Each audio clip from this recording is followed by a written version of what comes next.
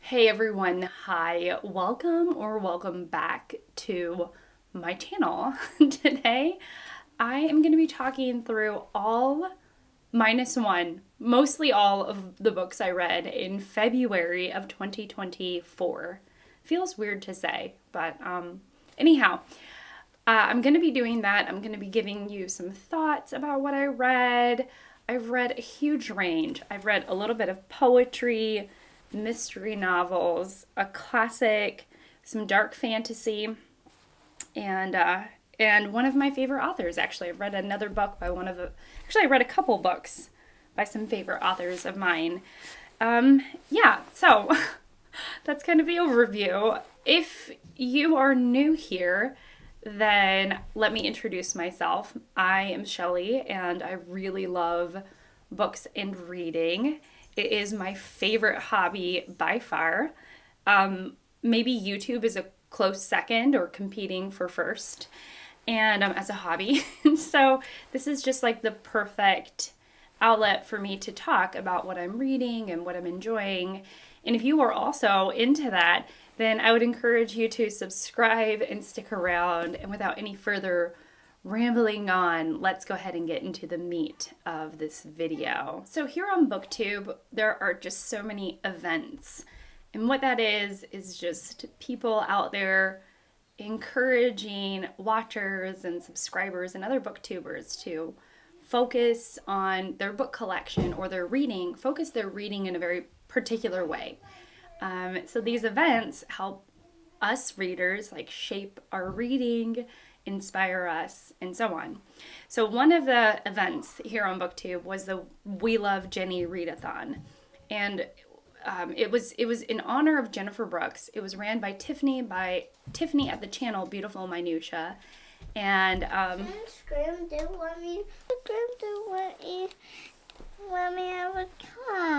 where was I? One of the events, the We Love Jenny Readathon, Tiffany at Beautiful Minutia and Christy Lewis at Dostoevsky in Space. Those women were hosting the readathon, and it was in honor of Jennifer Brooks's life. Jennifer Brooks is what was a booktuber here on YouTube, and she passed. And it's greatly affected the community. She's a wonderful booktuber, and so the celebration of her life on BookTube, in memoriam of her death, in memory of her life, in honor of her passing, we all were trying to read books that Jennifer inspired us to read. She was such a just a lively, spirited young lady who really you could just feel her passion on the screen, and it was great. It was just so great. And so one of the books she read and I think posted on her Instagram was The Bell Jar by Sylvia Plath. So I read this with my friend Sonja, and we had a lot of great conversations about this. It is about a young woman named Esther. It's about a young woman named Esther who is talented and has a lot of potential, but also struggles with depression. And I found Esther quite negative. I think this is supposed to be semi-autobiographical about Sylvia Plath's life. She spent some time in a mental institution, and it really talks about how the United States treated the people who suffered from depression during that time period. And I think that for me, that was the most interesting part about this book. There's a lot of other themes about young women growing up during the 1960s, 1950s. Give me one moment. Yeah, I think that, it talks about, it has a lot of themes about women's roles in society during the 1960s and what particularly it is like to suffer from depression, severe depression, from somebody who's living in the 1960s in the United States, treatment, societal standards. But there's also some themes of sexuality and the way that the expectations of women during that time. I do think there's a lot to dig into. However, as just a read for enjoyability, it's less there. Like, the read is less there for it to be like a straight up enjoyable read, and it's more interesting if you bring in the thoughts about the standards of women during that time, and if you bring in more of, if you kind of approach it as a think piece. It's better, I think, as a think piece, that's what I'm getting at, than a novel. Just in my straight up opinion. And so what is interesting is that it led to more fascinating conversations between Sonja and I than the book was as like just a straight up enjoyable book. There are books that are fun and in like really funny or really interesting, really enjoyable. And this to me is just, again, it's more like on an intellectual level, it did more for me than like on an entertainment level. The next book that Jennifer inspired me to pick up was a book that I actually DNF'd long time ago, like 8 years ago. And then I decided to try it again, and it's The Likeness by Tana French. This is Tana French's second book in her Dublin Murder Squad series, which I don't really think you have to read in order, to be honest with you. But anyways, this is the second book in the series, and we are following Cassie. That's decent. I put it in Blinky. My children are not getting along this morning. There are times where they get along swimmingly, and there are times where they do not. And this morning in particular, and it could change in 15 minutes, they're not getting along. I'm like, The Likeness, Dublin Murder Squad, following Cassie. I am still not finished. I am more than halfway through. I suspect I'll finish very soon. I'm really enjoying it. Tana French's writing is very, in a lot of ways, lyrical and poetic. Actually, very similar to Sylvia Plath's The Bell Jar. One of the best things about The Bell Jar is Sylvia Plath's poetic writing. So, this is good. It's really good, and I'm really enjoying it. And I think having read The Secret History by Donna Tartt, which this book I think is heavily inspired by that book. So I would say if you like that book, but if you liked The Secret History by Donna Tartt, you'll really enjoy this. And so I'm enjoying it, and I'm finding it, there are definitely slow bits, but it's definitely cooking up. Like I'm like 60% through or 70% through, and we're definitely cooking. And I feel like I want to know what happens. That's a great feeling to have, you know? So this is fantastic, and I'm enjoying it as a second go around. That kind of ends the We Love Jenny, my reads for We Love Jenny. However, I did read a book, and that's the secret book. I'm going to film another video, and hopefully it will all become clear, and I'll just fold that book into a wrap-up in March or something like that. But what I did pick up is this anthology of British literature, the Victorian age. I remembered I had this because it's on my shelves. I just hadn't thought to pick it up for anything. And what I realized was that Steve Donahue had talked about these, I don't know if it's this is the Longman anthology. He was talking about the Norton Anthology. This is like classic college English major lit type thing. As I was saying, Steve Donahue talked about anthologies on his channel, and it reminded me I had this. And I read another book that heavily references Alfred Lord Tennyson's In Memoriam, AHH, I believe. It's that, yeah, AHH. And so I wanted to read some of the actual poem, like the actual eulogy. Okay. I was in the middle of something. I know when I edit this all together, it will all be cohesive, but the interruptions at the time are a lot. So, okay, I decided to read part of this eulogy that Tennyson wrote about his friend AHH, who I can't remember right now, and I could look it up. But I'm being worn down by all of the interruptions. So anyhow, gosh, I mean, there's like banging. I'm like, I hope my kids are fine. I'm sure they are. You would hear screaming if they weren't. I know they're fine. Okay, so I read a part of this. Now, I also know that Jennifer Brooks loved Tennyson. So I felt like in a lot of ways I was reading in memoriam of her, but I was also reading the poem in memoriam. And really, it is a poem about Tennyson's really good friend who died very young, and his friend was a super intellectual person. He was like a fantastic intellect, or like a really sharp intellect of his day, and he died just tragically young. I didn't realize what I'm kind of getting emotional. I didn't realize like what parallels there were about Jennifer Brooks's death and me reading this poem and Tennyson and his friend. And anyhow, Tennyson was very inspired by this friend AHH.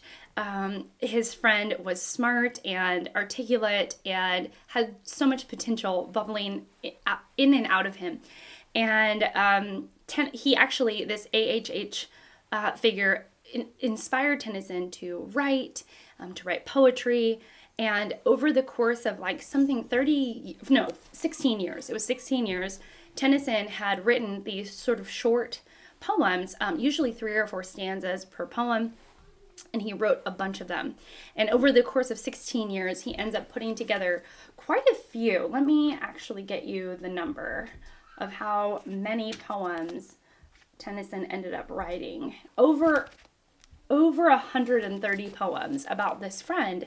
And after the course of 16 years, it ends up getting stitched together as this really long, like over 130 poem eulogy in honor, in memoriam for his friend, for Tennyson's friend. And so it's obviously a topic, like this friend's death was a topic that Tennyson revisited over and over again and wrote this poetry that, as I was reading it, you can really feel like the absolute devastation that Tennyson had over this friend's death. And it was really interesting. I didn't read all of it, but I read, several poems from it. And it's like watching somebody work through their grief as you're reading this poem and how grief changes and morphs. So I hope to actually read the whole thing, but I wanted to mention I just thought it was, great to mention in this wrap up in particular, because I did start it. And if that's all that I read of In Memoriam, I got a lot out of it, even from what I read. But it's a fantastic start to a poem, I can say that for sure. And if you're interested in poetry or you're not sure about it, you want to try it, that might be an interesting and kind of a fascinating way to start. All right, let's talk about the DNF, Dark Fantasy. Dark Fantasy.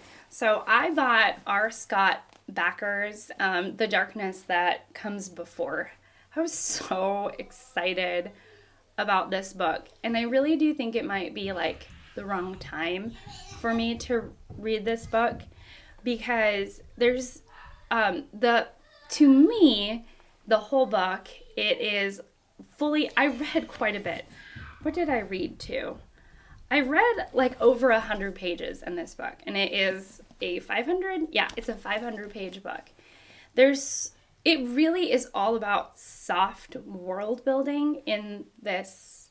This book is a lot of for me, for the 100 pages that I read, it was a lot of political intrigue and a ton of soft world building. And after over 100 pages of feeling very lost and at sea and not really having a character to grip onto, in which I start to feel invested in that character's motivations and their intent, their struggle, right? I want to be invested in a character's struggle. Even if I don't like the character, I can understand their struggle in the book, and I'm invested as to see where it will go. Maybe I'm I despise that character, and I hope that whatever comes for them, and that they will be bitten in the butt in the end, and, justice will be served, right? Or I really love this character, or I am curious about the character.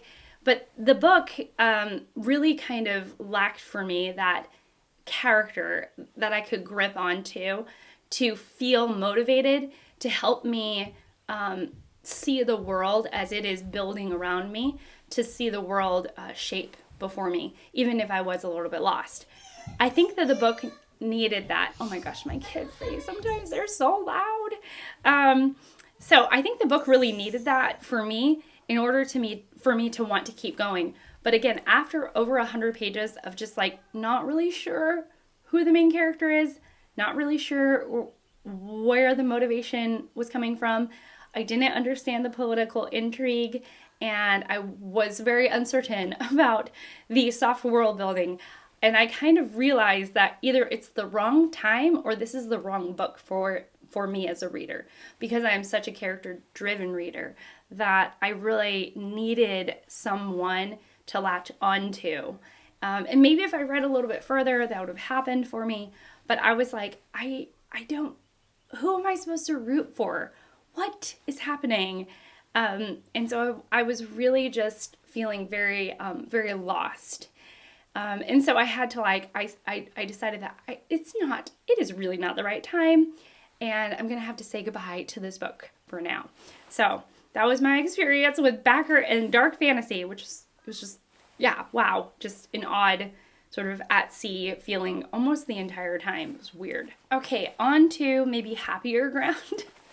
I read, one of my favorite authors is Kate Atkinson. I love her writing. I think she's just a brilliant writer. And I read Behind the Scenes at the Museum, which is her debut book. And this tells the story of Ruby Lennox. And Ruby Lennox is narrating her life. But actually, she's not really narrating her life. She's actually narrating her mother's life. And in a lot of ways, all of the pieces that shaped her mother's life. But she's narrating it from the perspective of being, the daughter of her own mother, So it's in how her mother's choices and actions and background has shaped Ruby, essentially. I don't know. It was an interesting concept, and this book at the end made me cry, not necessarily because it's sad. It's not a sad, hard-hitting book at all. I also read this with the Up to No Good book club. She says to avoid talking about her feelings. I will say that, I'm like, how do I say it? I'm going to leave some of these interruptions in so y'all know what life is like over here. Or at least partially. I know you mamas and papas can relate. It's just like this all the time. This book is a fantastic metaphor for the concept of this. As I've grown up, I know my mother, growing up, I knew my mother as my mom. And that was a role that she played in my life. And as I've grown older, I've realized that my mom is not just my mom. She didn't just play the role of my mother, that she is a mother and a wife and a partner and a person on her own. She has her own thoughts, feelings, and ideas, and that she is a whole person outside of, or in part of also being a mother. And coming to that realization as an adult sometimes can be hard, because you have to let go of, or at least I've had to let go of, some ideas that my mom is just my mom, which is just such a false claim for any mom. A mother is also a person all unto herself, and being a mother might be a huge role in her life for a portion of her life. And yet there are so many things that has shaped the person that she is, as well as being a mom. And so it's kind of that process of first seeing your mother as sort of the role that she is, and then slowly coming to realize all the things, all of the events maybe you fully don't even understand all of them, but coming to understand the events that has shaped one's mom. And that was really emotional for me, especially like the way that it all had come together. It does feel like to me a debut novel in that there are some parts that are super strong and there are some parts that are definitely weaker. But for me, what was great is that she was able to bring it all together in the end, and it had a rip-roaring finish. So if you like kind of a darkly comic, a little bit snarky, yet sort of a surprisingly touching book, if you're looking for something like that, this I think is a pretty strong read. I'll end with my mysteries, the mystery books. One book that I finished was A Peculiar Combination by Ashley Weaver. I read this with my friend Fraser. I also read The Darkness That Comes Before with my friend Fraser that I had to very kindly bow out of. So, sorry, Fraser. We read this together. I chose it as like a light mystery. I've heard great things about Ashley Weaver's writing, that she writes just really like lovely, kind of cozy mysteries that has just fantastic banter. I love this book, okay? Like, it's not a 5-star read, but this is like everything that I love. There was a good mystery that's kind of a combination between a heist and a mystery, which really worked for me. I really loved that. There are just times where they're like infiltrating the bad guys and trying to break in and stuff. And it is all about the main character, Electra. And she ends up working for like the Secret Service, essentially. And it's set during World War II. But World War II, it is a feature of the book, but it comes about it in kind of an indirect way, which really worked for me because not all World War II books work for me. I've read a lot of them. And so not every World War II book is necessarily something I gravitate towards. So it's set during World War II, and there's a cast of really memorable and fun characters. And the guy that she's working with is also turns out to be, and you kind of feel this very early on, who might end up being a potential romantic partner. So it definitely has enemies to friends or possible lovers. And that for me made the book. Like, I found their banter really funny, really charming. I was like, there were times where they were like, okay, we're going to have to go to this party and pretend to be dates. And I was like, yes! Which makes me think that I've been reading like the wrong romance trope books, and that I might really love romance if I got into like maybe like enemies to lovers or like a fake dating situation, because it had some of those hints in here and I was all about it. Like, literally, this put a smile on my face, and it had a solid mystery to boot. So this was great, and I hope to continue with the series. This is for readers that are more into cozy mysteries that has a dose of love in it, like a dose of romance to it. And it's not necessarily for like the gritty mystery readers. It's not that at all. It's definitely more light, fun, cozy, joyful, enjoyable, that angle. And then we're going to go to the Queen of Mysteries. I'm almost done. Well, I finished Playing for the Ashes by Elizabeth George, which was number 7 in her Lindley series.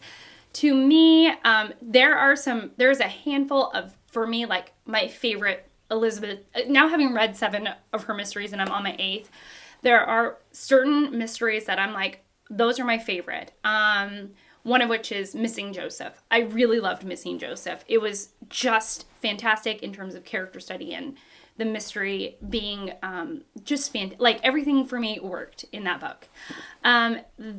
In Playing for the Ashes, it's, to me, like, it's not a train wreck. There are some that are train wrecks. In my opinion, they're good train wrecks. There's still elements that are good, but it ends up being a train wreck, okay?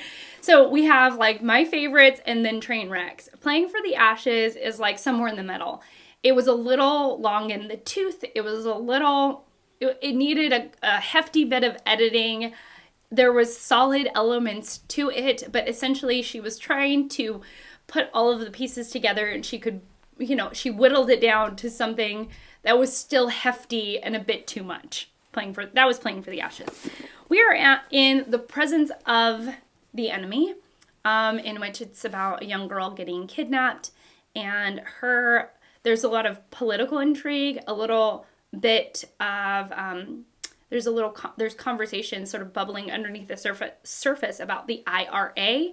There is a theme about the way the involvement of the media in situations that are, life and death, like the media involvement in life and death situations. There is a really good conflict between our main characters, which is Lindley and Simon and Helen and Deborah. There's a great secondary storyline about one of the lesser known characters, or the lesser known. No, she's known. Barbara Havers has a really good storyline of her own. So this to me is if it continues and it shapes up. Oh, and then there's a nod to a Margaret Thatcher kind of character. So I think that this to me is going to be closer to the top rather than in the middle. It's going to be one of my favorites. I really am enjoying this. I tend to now that I've read so many Elizabeth Georges, I like the books where she's not trying to wield so much, where she kind of keeps it a little more focused, a little less characters, because I think she wants to do so much that she ends up building so many characters out and then sort of fitting them in weird ways, in my opinion, that I like it when she keeps it a little bit tighter, a little more honed in. And that she's doing that with this book. And then when she keeps it more honed in, she definitely focuses more on the depth of characters, their struggles, frustrations, flaws, joys. I mean, all of that, all of the things that I love. And so I mean, it makes sense, right? I'm a character-driven reader. That's one of my favorite things about reading. And so when it's a little less plotty and a little more character-driven, it tends to work for me a lot more. But yeah, so this is more on that end, character-driven, depth of character struggles, even with characters that were introduced to in this book. There's a depth to those characters that sometimes is lacking in her other books. Okay, I'm gonna stop. I'm always I'm deconstructing why Elizabeth George works for me. I'm almost done with that book. I'll probably finish today. And yeah, I think that is it. Oh no, I have one more thing that I'm gonna, I know that, anyways, I'm just gonna talk about it. In my real life, I was reading Esther. I was reading it with some students that are about, 11, 12. And I was trying to get, if you're not familiar with the story of Esther in the Bible, it's an Old Testament story. And what is amazing is that I just really enjoyed talking about it. I was thinking about Queen Vashti. So I'm just going to say the pronunciations the way that I know how to say them. So King Ahasuerus has this party, Ahasuerus? I don't know. Anyways, he has this party. It's this ancient Persia. He has this incredible party that goes on for days and days and days with the men, and there's a similar party for the women with Queen Vashti. And at the end of, during this party, the king wants Vashti to basically model for him, and she says no. And I really was he called her out there to say, you need to strut your stuff and all that. And she denies him, so she gets banished. And then, through conversations, he holds a beauty contest is what I said. He holds a beauty contest for the most beautiful woman in ancient Persia. And you know who tries out? Esther.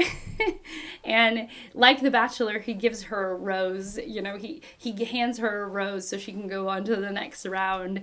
And then after that, you know, after he hands her a rose, you know, she has a year of beauty treatments and she actually wins his heart, you know. And that was like the kickoff. Like that's like a sampling of the conversations that started in the class. And I really had found in my joy of sharing this with young people, I really found my own passion for this story and how good it is. Like, it's a good story. I think that it would actually make a really good, the elements of Esther would actually be the great framework to a phenomenal retelling that has, because some of it is, you know, some of it is very obvious. This happens and then they die, you know, and then that person dies. And it would be a little bit more interesting to sort of maneuver the pieces around, but ultimately end up in the same poetic justice that happens in the story. And like, you know, it's like, it's just the way that this story and the literature was written, that really needs, in order for it to be I mean, it is a fantastic story, but what I'm trying is that for modern readers and to add a little more intrigue, just to pull some pieces, introduce some ideas earlier on, show some things at the beginning to like hint at what's going to happen in the end, and then have it all come together in the end. It's just all there. Like all of the pieces are right there, like right on the floor. And I wonder if there is like a phenomenal Esther retelling or a story based on the story of Esther that y'all know of, because I don't know of any. We called it Keeping Up with the Ancient Persians. And for a short framing of it, it was Cow Tap. K-U, Keeping Up with K-U-W, the Ancient Persians, T-A-P, Cow Tap. So we, you know, every day, you know, we, not every day, but, you know, every day that we were doing this study, you know, they were like, are we going to do Cow Tap today? And so, you know, we would read it and I would sort of give them like my take on it, which was like, you know, Esther, there was a beauty contest in ancient Persia for him to find a new wife. And yeah, I had a lot of energy telling the story and it was really fun. And it really kind of got me thinking about just what a fantastic story it is.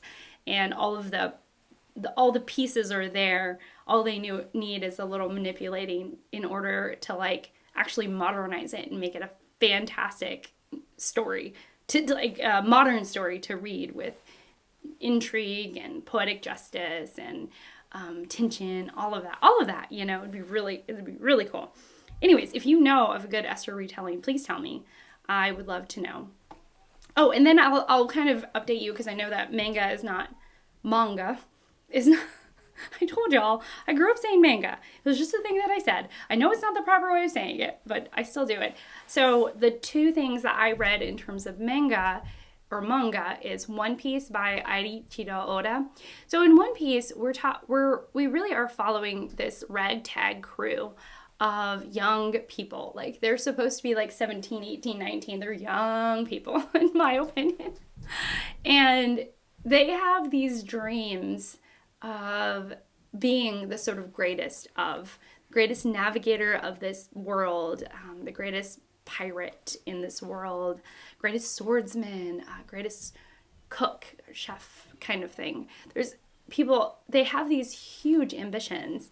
And one of the most beautiful themes is to follow your dreams and to be who you are, to love people where they're at. There is so many great themes to it. And so as you go through these smaller stories that is building a greater story, it's been such a fun journey. And what's great about One Piece is that there is this great balance between lightness and heavy themes. Sometimes there are themes of just like people feeling unloved, feeling rejected, going through childhood trauma, and like then it always kind of comes around and will tell a silly joke. And I would say for fans of Calvin and Hobbes, especially the humor of Calvin and Hobbes, you will really love, you will really enjoy One Piece. So long as you can probably get along with the art style. I could imagine somebody really disliking the art style, and since you spend so much time in the world and in that space, that if you're not getting along with the art style, if you're not willing to kind of read through some silliness and have some kind of be a kid again in this story, it's not going to be for you. It's just not. I don't know. But I really, really, really like it. It's super light and super fun. And again, it's not so light and so fun that I'm just like in a world that's not meant for me. There are heavier themes, which is like what keeps me going, if that makes sense. And then I also read Berserk, which is like the total the other end of the spectrum. It's like dark, heavy, sad boy tears all the time, like sadness. Yeah. It's sad boy vibes to the max all the time, and then it's like violent and gory and sexual, and it's like all the things, and dark. It's super dark. It's like not shying away from dark. It's like built on darkness. It's like the opposite. Whereas like One Piece is built on lightness, Berserk is built on darkness and sadness, and like the author gives you reprieves from that darkness and sadness occasionally, but mostly it is just dark and sad. So yeah, the differences between the two are totally stark, but have their own merit. I will say the one that sticks with me more is One Piece. It just does. There's sometimes Berserk, like I'll read it and it's not forgettable. But sometimes I'll have to like be like, oh yeah, what was that whole chapter, section, volume about? And I'll have to like re-jar my memory. Whereas like the One Piece tends to stick with me more. And to me, it's totally replaced television when I want like easy reading. Not easy on the spirit, but like easy to read things. Like it goes quick. I'll like pick up my manga and I really enjoy that versus like turning on a television episode. It's almost like it's a little bit more of a passive experience. I don't even know if that's true. I'm going to stop talking because I'm not articulating my things well. But, if you like this, I hope you, will give me a thumbs. What are you supposed to say? Give me a thumbs up or something? Thank you so much for watching. Thank you so much for being here. I really appreciate it. I do have a Patreon. I should probably do more with my Patreon, but I haven't yet. I do exclusive early access over there, but yeah. Anyways, you didn't come to the end of the video for me to be talking about Patreon. I'm just going to say thank you so much for being here. I really appreciate it. Tell me what you've read this month, and I will see you all in my next one. Bye!